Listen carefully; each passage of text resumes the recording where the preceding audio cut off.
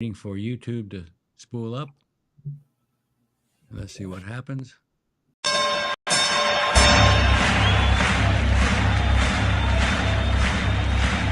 Ladies and gentlemen, welcome to the main event.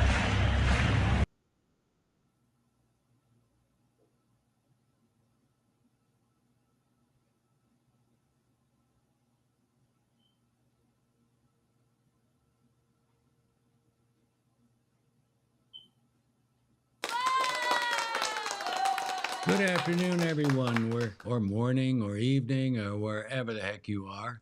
And hopefully you're not up north where you've got how many inches or feet of snow? Sorry about that. That's one of the reasons why I left Virginia 20 years ago. It's been that long already. Unbelievable. I have a very, very extremely special. Tried to get that all out in one, but it didn't work. And let me go on the record right away as saying that I will make mistakes during my live streams rather than editing the video and making it look pretty and sound good. But I will make a mistake on purpose, and I want you to try to catch it for me. Also, let me know where you're from. Where are you watching from? Where are you listening from? And obviously, can you hear me, see me?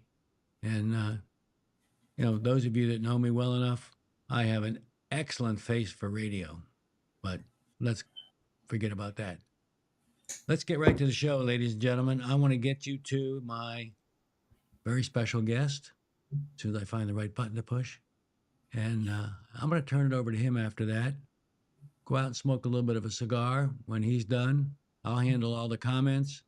Please feel free. If you have a question, preface it with a Q and a colon. That way it jumps to the top of the queue. You've heard that from all the other folks, so you don't need to hear it from me.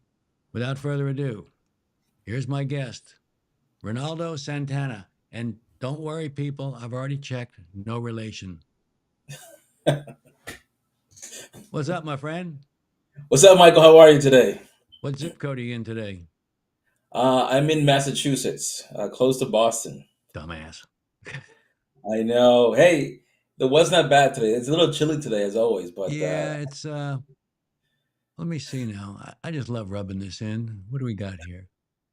It is, oh, you don't want to hear it. You people in Massachusetts don't want to hear that it's 75 and extremely sunny in you don't do that. Southwest Venice, Florida. And I actually forgot to hook up the other cam so you can actually look out on the lake. It's just about time for the alligator to come by for lunch. And Hey, it's okay. I'm going snow tubing tomorrow. I'm enjoying the little bit of winter that we have left. you're going snow skiing? Snow tubing. Oh, tubing. Yeah. Yeah. Yeah. Oh, bikini skiing's much better unless you look like you or me, and then you don't want to do that. So, anyway, I digress. You want to get started with what the hell we're doing here? Yes, let's do look it, at the man. agenda. We already know pretty much what we're doing. We're going into his presentation right about now. Ray, it's all yours. I'm going to mute, and I'll hear you if you get distressed. Sure. Thank you very, very much, Michael. And thank you, everyone here today, for tuning in to the stream to learn more about this groundbreaking technology of 3D printing construction. But wait, there's more. Oh, I got questions already, and I'm guessing you got answers. You're going to give me the introduction to 3D printing, but what is 3D printing? What are the advantages? Tell me about the future, because I'm really, really considering getting into the home ownership again. But if I'm going to do it, I'm not buying the crap that blows away in a hurricane. I want solid concrete like the slide on the right. So I'm out. It's all yours. Those are your questions. Thank you so much, Michael. I'm happy to answer those questions as well. So 3D printing construction, as I mentioned, is a groundbreaking advancement that's set to transform the industry. And not only the construction industry, but various industries. This technology allows for the automated construction of building components and even entire structures with a level of precision and speed to be unattainable. In the government contracting world, we're seeing now 3D printing being applied in various ways, from creating durable and cost-efficient components for public infrastructure to rapid construction of military housing, bunkers, and facilities. The ability to print these buildings layer by layer from a digital model, and when I mean a digital model, I mean I'm sure some of us have heard of Revit or AutoCAD, because these are softwares that allows us to create a 2D or 3D model. And with a 3D model of any sort of building or structure, there's a slicer that can slice these models into small X, Y, and Z coordinates that are called G code. And the G code is what the machine can recognize, understand, and start producing these structures that you're seeing. And what's great about this technology that it not only reduces waste to up to 80 to 90%, but also we're using here higher quality materials that's a lot stronger, a lot greener. And it cuts down construction times, because typically for this technology, you need a team of 2 to 5 people. So it definitely lowers the labor costs overall. Overall, enabling a quicker response to urgent housing and infrastructure needs, and making this technology very cost effective. Now, you asked about the advantages. Well, one of the main advantages using 3D printing in several projects or even government projects is the efficiency that it brings. Like I mentioned, it can reduce time of construction, it can reduce labor costs, it provides sustainable materials that will minimize the waste. For example, in disaster relief scenarios where time is of the essence, right? 3D printing can deploy to build shelters much faster than the traditional methods. These machines can run 24/7, which is amazing. And these machines make no error. All right. So, however, there's always challenges, right? And we'll talk about later about building codes. We'll talk about also the materials and how weather can also impact the PSI, or PSI stands for per square inch, the compression. We'll talk about also the workforce challenge. There's a skills gap at the moment, and we need to kind of address that. But overall, this technology can be used throughout different industries. Now, the future of 3D printing construction, especially within the context of government contracts, looks incredibly promising. We are on the brink of seeing more technology, more automations, innovations such as the ability to print with a wider variety of materials. You'll see in some of my slides, I talk about the different types of materials being used, including those that are more environmentally friendly that are on the horizon. Furthermore, we see a focus on creating more resilient and energy efficient structures, aligning with government objectives for more sustainability and more climate resilience. And as for emerging trends, the integration of 3D printing with other technologies like AI, robotics, will help us to further automate construction processes. We'll have a lot more sensors that will collect a lot more data, so we have an understanding about our buildings, because the goal is that let's have these buildings come to life through data. And not only that, but we want to create as less human error as possible and make this also a safe scenario for our workers, because we want to make sure that our workers come home safe to their families, right? So the key will be to continue to innovate while ensuring that these technologies are accessible and beneficial for the public sector. So I want to now show the presentation here.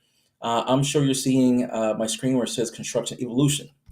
Like I mentioned, in every industry, there is a transformation or a digital transformation or introducing the automation to things, right? Well, like any other industry, today we'll be focusing on the construction industry. On the left side, you see lots of workers working on the frame of the home, right? Now, typically it takes several months to make that possible. It takes lots of labor, right? On the right side, you see what that transformation looks like. What's happening right now and what will continue to happen is the introduction of automation.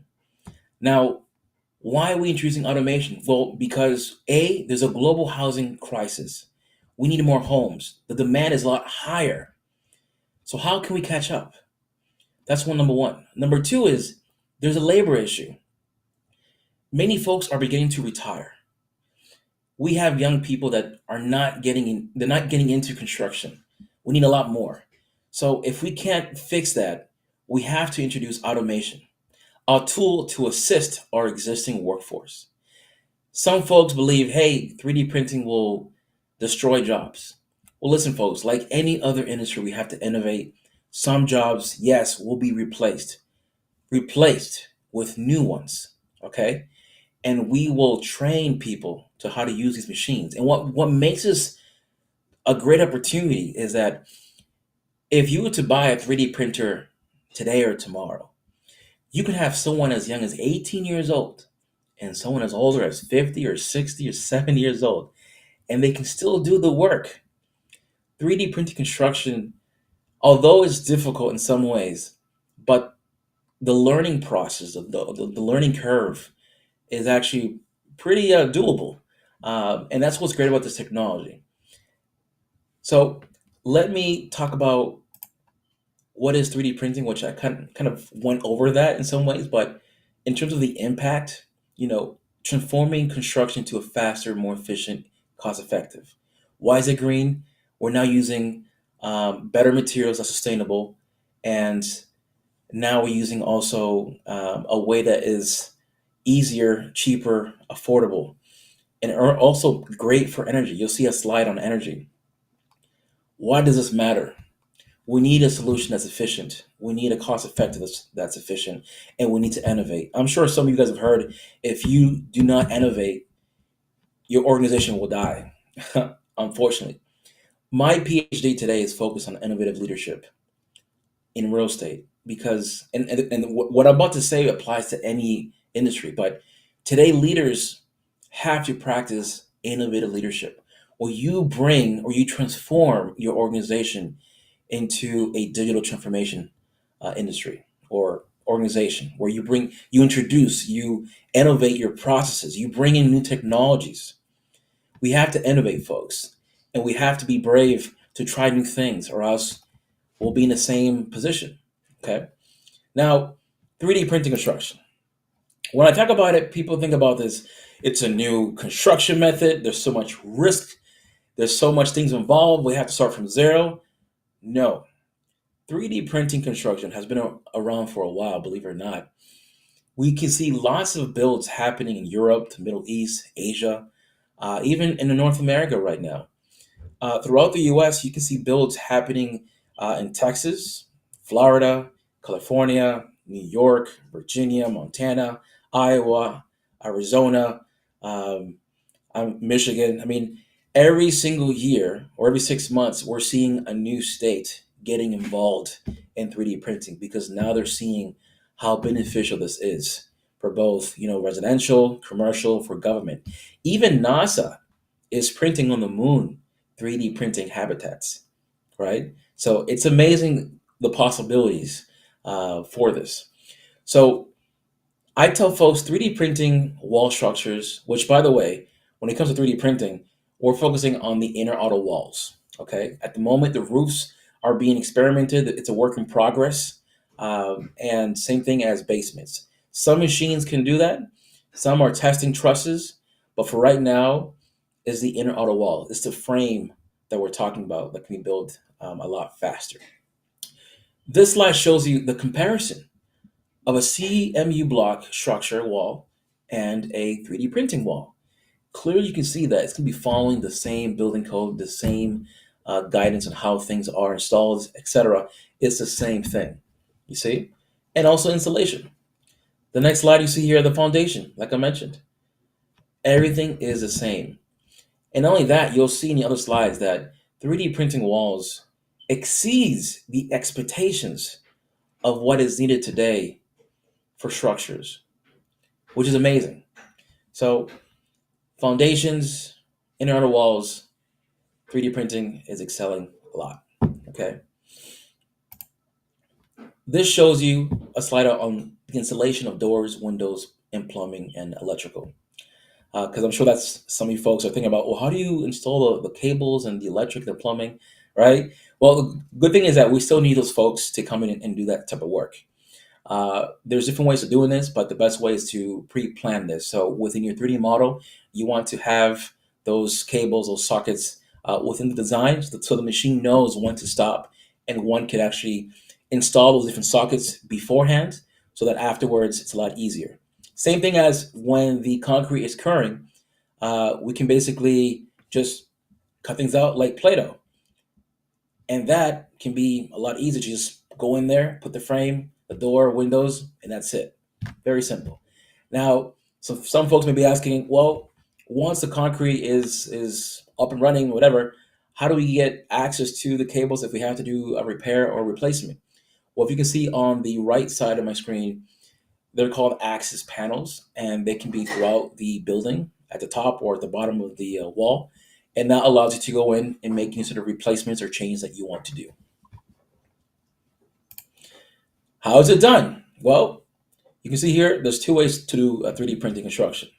You can do it on site, or you can do it away within inside of a tent or warehouse, a factory, etc., and do more of a prefab method. So prefab method, we can 3D print the components and assemble them onto the site like Legos, to make it simple.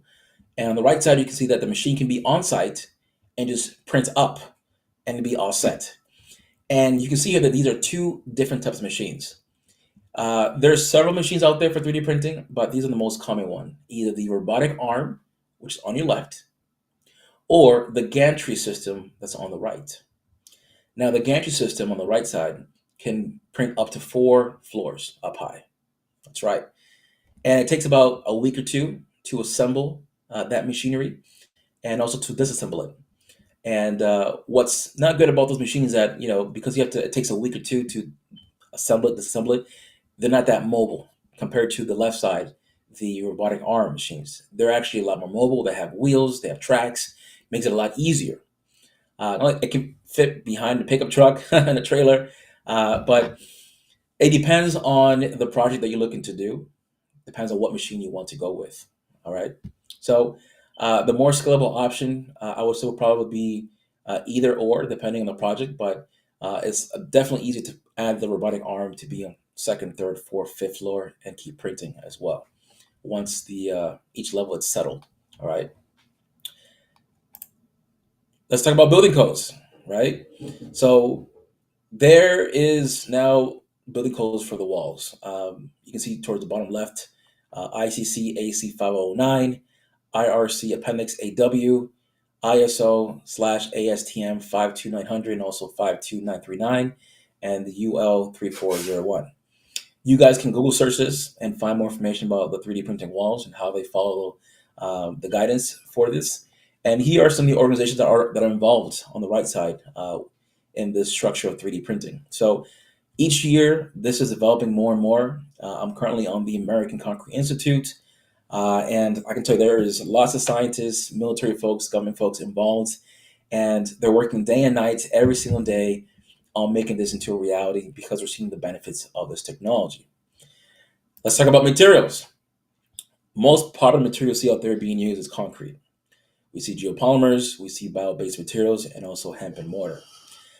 Clearly, you can see on the right side that there are now global material companies involved and getting involved, which is great. These are also companies that already partner up with 3D printing companies that are providing their customers with the right materials, which is great because I want to show you guys that we're not in this early adoption phase. This industry is beginning to mature, and I think within the next year or two, we'll see a lot more structures. We'll see a lot more companies out there. We'll see a lot more material companies getting involved, which is great, right? So those are the main companies that are right now involved in providing 3D printing materials. Now, here's a chart that this was a chart back in 2021, so before inflation, but it gives you an example of a 2,000 square foot home and the comparison between a light wood frame, CMU block, and 3D printing. Clearly, you can see that the cost to build is a lot less. You can see that the cost the time frame that it took to build is also a lot shorter. And then towards the bottom, you can see the comparison of light frame versus 3D printing and how it stacks up against energy efficiency, acoustic, structural, fire safety, tornado, hurricane, earthquake. Like I mentioned earlier, it exceeds the expectations. Now, the one I like to look the most at is the structural one. For those folks that know what PSI is, per square inch, or the compression, durability of these concrete or this, CMU block versus 3D printing, it's amazing. A typical CMU block, it's about 2,800 PSI. For 3D printing, it will start at 4,000. It can go all the way up to 30, 40,000 PSI, depending on the additives that you add to it. But now there is no limitation anymore. Same thing as the designs. There is no more limitation to designs, which architects love that freedom of expression. This is why the military loves this, because they now can create safe shelters, bunkers, anything to protect them from any sort of bullets. And again, the military is already involved in this, and they have machines, and they're now testing different materials because the stronger it is, the better it is for our troops. All right. So there's that statistics for that. Let me show you an example of some of these beautiful structures. This is one from Mensen Corte. They're from Europe. Shows you a two-floor building, curved walls, which, like I said, there's no more limitation on design. So if you want a room to be a circle or a triangle, I mean, we all grew up with, working with blocks in schools. If you have a favorite shape, you can now make that possible. But here's an example how beautiful it looks like. Here's one from Austin, Texas, from Icon, called House Zero. It's more of a luxury look to it, but it's a hybrid model where they combine both the concrete and the wood into this. It looks very nice. I went to see it myself, and just to show you the possibilities of what you can make these buildings look like. Now, some folks will tell me, those layer by layer wall structure looks pretty ugly. Do we have to have the layer by layer? And the answer is that you don't have to have a layer by layer. Yes, at first, to build it, it'll look like a layer by layer, but we can add stucco, we can add sheetrock. I mean, we can smooth it out. These nozzle heads, they have flaps as well that can smooth the walls. You can paint over them as well. Again, customization is open to this. So that's how beautiful these structures can come out like. All right. So that's the end of my presentation. To give you a little taste of what 3D printing is, how is it impacting different industries, especially in construction? What are some of the materials that are being used? The impact on the workforce, which they're beginning to be now. There's about I say 15 plus universities now involved in the U.S. that now are doing research on the materials, doing research on the machines themselves, and because this is the future, like I mentioned, of construction. And schools are now beginning to create curriculums.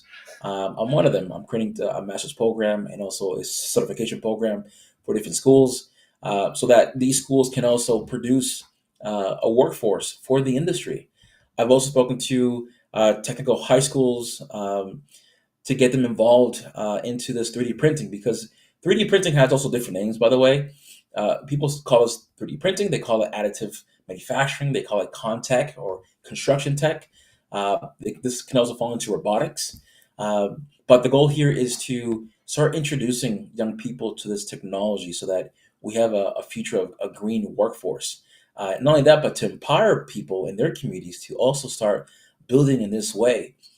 Because let me tell you, in America, we've been building over 100 years, and the same way. It's not that good, unfortunately, but I do see, we are improving in some ways, but we still haven't found a way to really have a sustainable solution. I mean, it's really sad to see when we have hurricanes, tornadoes just blast through communities. It's so sad. And the thing that we spend so much money to repair and to rebuild, but to rebuild the same way, to happen again and again and again, it's just not sustainable. We finally have a solution where, yes, it's not wood frame, but it's concrete, but safe concrete, safe in regards that it's a lot stronger against storms. It's using now plastics materials. MIT just came out with a material that's just 100% plastics, right? So there's materials that are coming out that's actually a lot greener, less carbon emissions, higher PSI, right? So it's a lot safer for families, sustainable, and the most important thing right now is speed to build.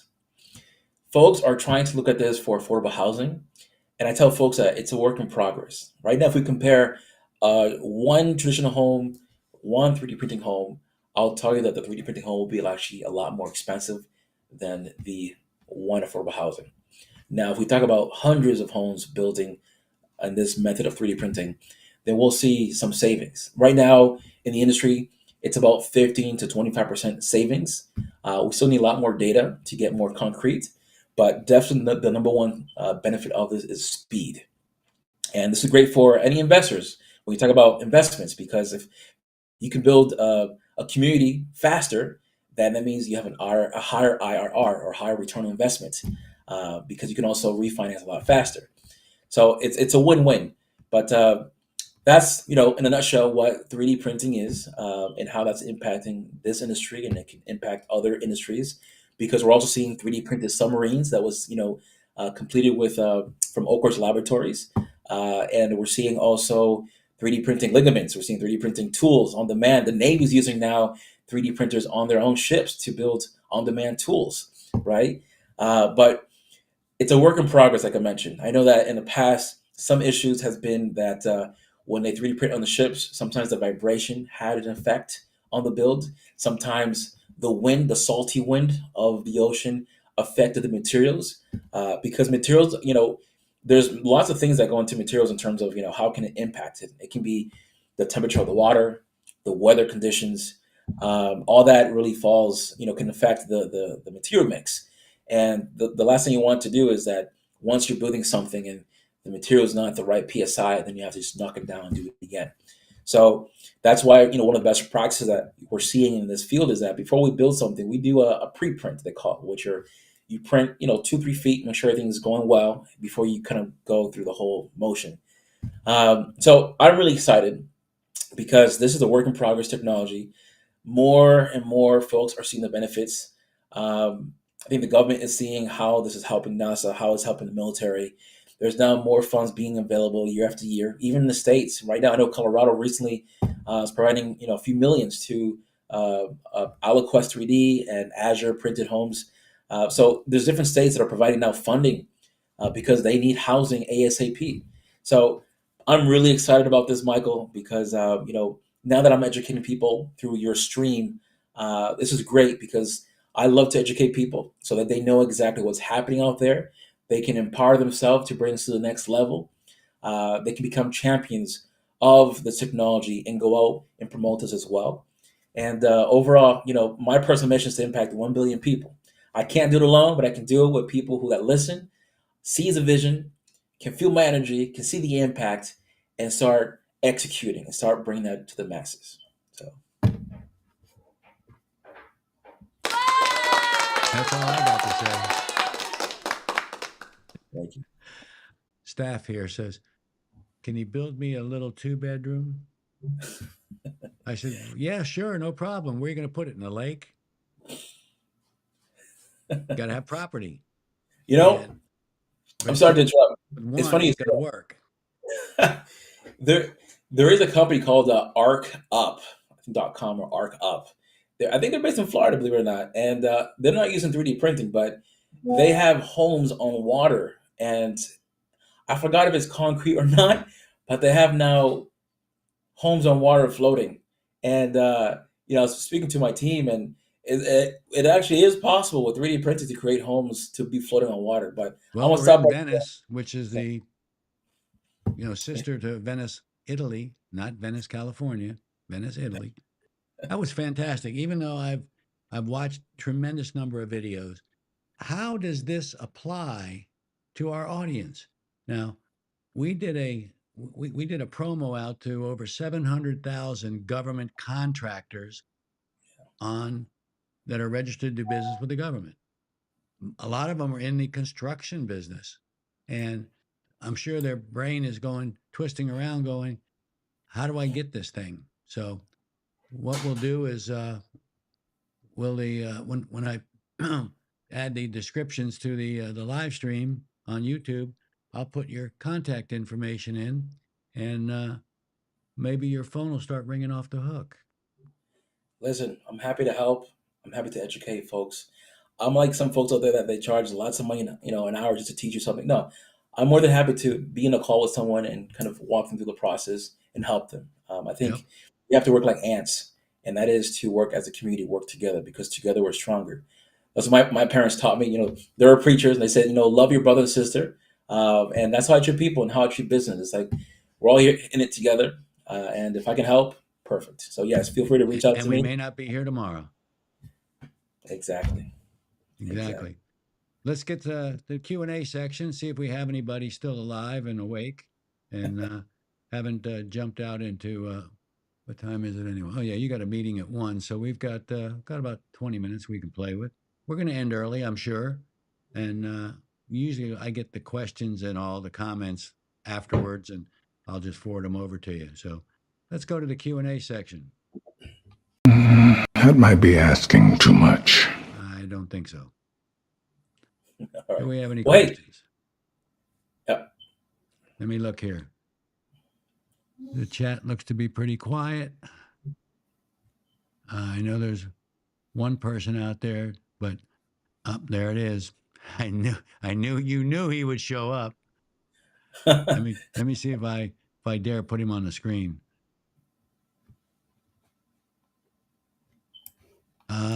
Yeah, he was extremely rude, crude, and lascivious with his question. He said, "That's cool." Hey, Can you less guess? is more. Can Less you is guess more. who it was? Well, Mike, let me tell you something. Now that they know about me, you know about me, I'd love to learn more about you and what you do and how you help people.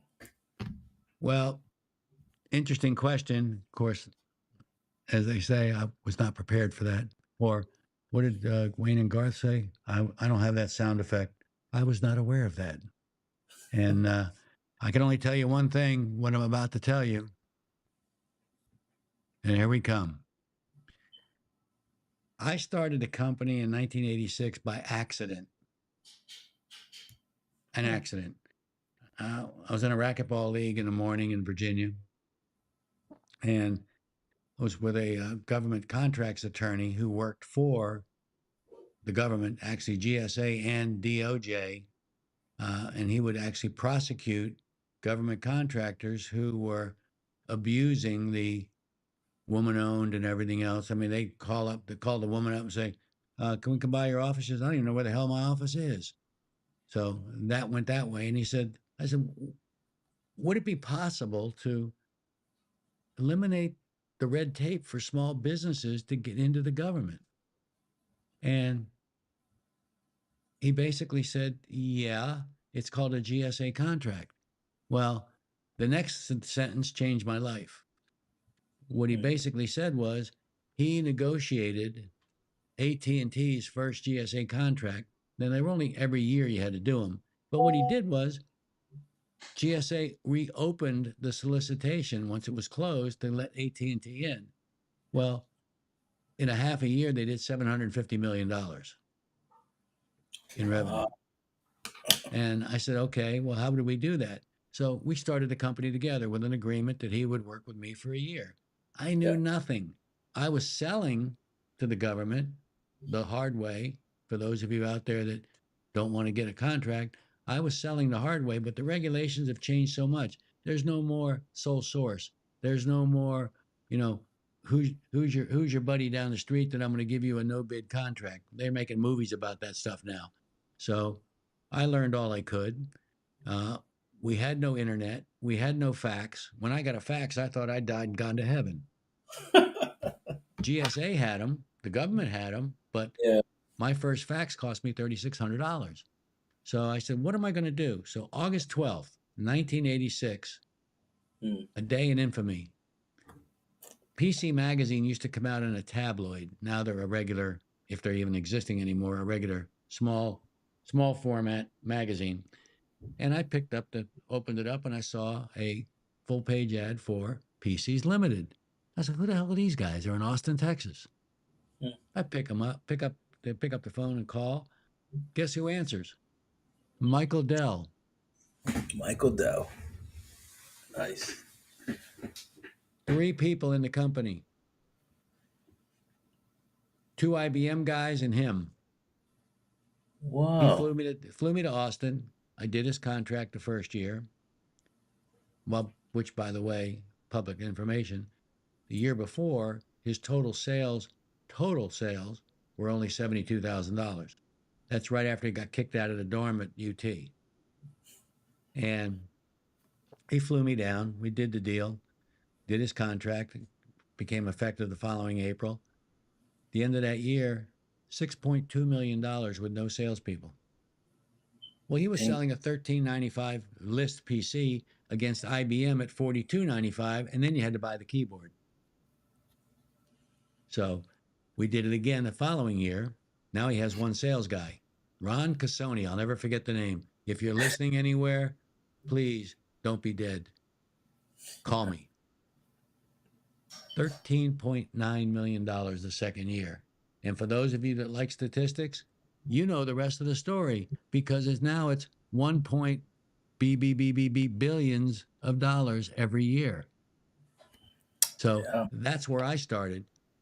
But I also, because I've been doing it so long, probably longer than most of the people I deal with at GSA have been alive. Think about that one for a minute. And I've automated the whole system that I used to do manually. It's now automated into our learning management system. We have two ways to go. You can go full service. Here's the keys. Go fix it. Like the accountant, you hand them a box of garbage and say, give me a tax return. Yeah. Or you can do it yourself through our learning management system and do it yourself at a fraction of the price. MarketUS.com. And by the way, I forgot to tell everybody in the beginning, we're streaming to all 4 platforms at once: YouTube, X, LinkedIn, and Facebook. And I'm looking over here now, and usually by now, LinkedIn and Facebook have cut the feed because it's, I guess, too much bandwidth coming in because we have unlimited bandwidth. We're on a gig fiber, so I can Okay. probably go up to 10 or 15 platforms. I don't even know who the other ones are. I'm not interested. The main two is YouTube and LinkedIn. So for those of you that are interested, book an appointment, 15-minute, no obligation. Right on the website, it says book a meeting, marketus.com. That's all I have to say. Michael, thank you very much. That's Well, very, very we've done that, and we're now what we call wrapping up. And believe it or not, you're going to be early to your 1 o'clock meeting. Hey, better to be early than late. Yep, that's correct. So here we go.